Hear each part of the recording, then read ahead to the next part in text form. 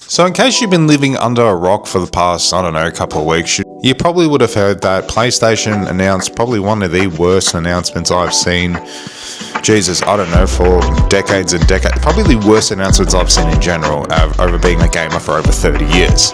Now that announcement was they are stopping physical media from 2027, I think by the end of 2027. And if you were to tell me this maybe a month ago, I would have been shocked. I would have been very surprised, but I'm not that surprised given the announcement that GTA 6 will not have a physical media disc, and it will be a digital code inside a box, which, if you ask me, is the most useless thing to ever release ever. And if PlayStation are going to start doing that with all their future games, then it's just so stupid.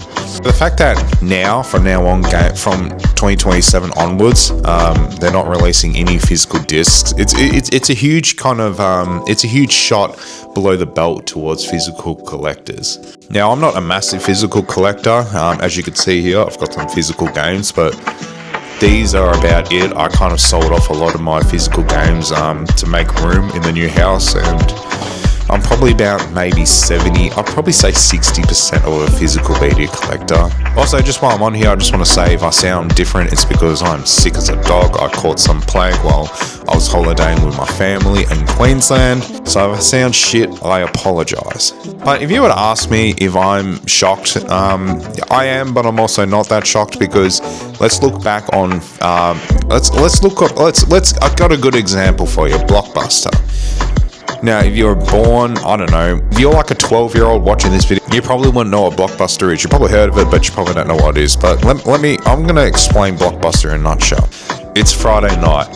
You don't know what to do. You haven't got school on the weekend, obviously, and your parents just work that 9 to 5. So what you do on a Friday night after Dad gets home from work, you go to Blockbuster to rent three weekly films and I believe one overnight release. I do remember back in the day when we would go, my dad would take me and my brother pretty much every Friday night, and we would get the 5 weekly deal, which cost about $10, I believe. You'd get 5 movies that had been released within the past, 5 years or so, and you get to take them home for a week, and you'd watch every single movie at least twice, or at least you'd watch one movie 5 times and the rest maybe once, and sometimes you wouldn't even watch one of them at all. You'd just forget about it. And then the next Friday you'd take them back, and then you'd rent more, and this was an ongoing cycle for, I want to say, 15 years in my household. In fact, I can still tell you the time I remember going to Blockbuster for the very first time. My dad would go somewhere every Friday night and he'd come back with videotapes, right? So one time when I was a bit older, I must have been about maybe 4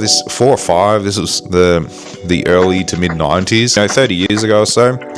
One time I asked him, I said, "Dad, can I go with you?" And he goes, "Yeah, of course you can." So I remember jumping in the car and pulling up to, I'll never forget it, seeing this big blue neon sign with a yellow trim around it saying Blockbuster. And it pretty much was, the sign was a movie ticket that had been ripped. I remember walking in, and one thing I remember walking in was seeing a friend from kindergarten and his mum, and being like, "Oh, holy shit, you go here too?" One of those types of deals. But that was the thing for the Friday night. You'd go to Blockbuster with your family and you'd rent movies. Now, about 2012, 2013, around that time, we started seeing stuff like Netflix coming out, but Netflix back then was more of you rent them online, they'd send them to you. It's very complicated, right?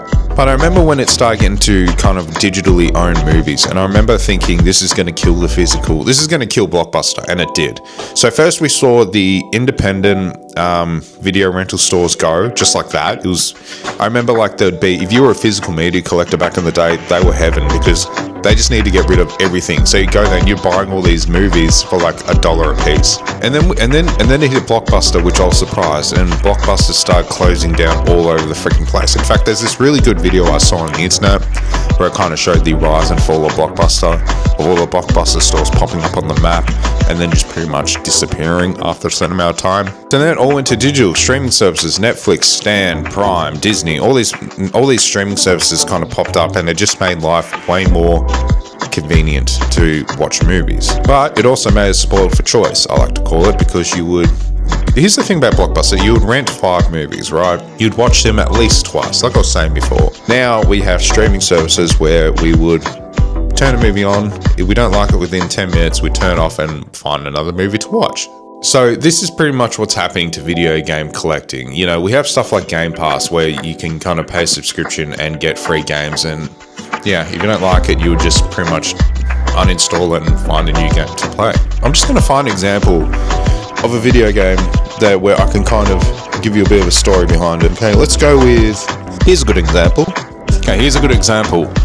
Dead Rising. I remember when I bought this game, I remember what I was doing, I remember who I was with, and I remember opening it in the backseat of the car and going through it. I mean, this thing has, the manuals had way much more character. Like, you know, you just open it and it just tells you stuff about the game. And one thing I did notice on the decline, like if we were to compare this to a game like, okay, here we go.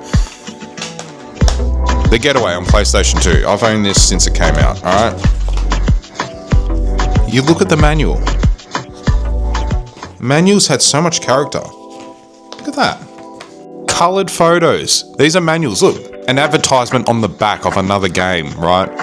These had character. These physical copies had character, right? This is another one I've had since it came out. Grand Theft Auto 3 on the PlayStation 2. This game, right, though the manual's a bit whatever, you know, some of these manuals are black and white, but you'd get a poster and a map of the game. These physical media games had character, and they made you excited to buy them. Now, let's go to a more recent game I've collected. And in fact, I've got two good examples here, okay? Dead Island 2, the Ultimate Edition, okay? You think Ultimate Edition, there should be stuff in it. Download code. No, nothing. Look. Nothing. You just get a game, no manual, and that's it. That's all you get. Okay, let's go with another one. Okay, this might be a good example. Ghost of Tsushima, right? Probably one of the most anticipated games that came out, and we get is just this little piece of paper that I don't even know what it is. It's a whole lot of nothing. That's pretty much what it is. It's a whole lot of nothing, right? These games just started getting lazy over time, and the fact that these people couldn't see this pattern of games that slowly dying off, it surprises me, okay? Now let's go way back in time. Let's go all the way back to the Nintendo 64. Mission Impossible for the Nintendo 64.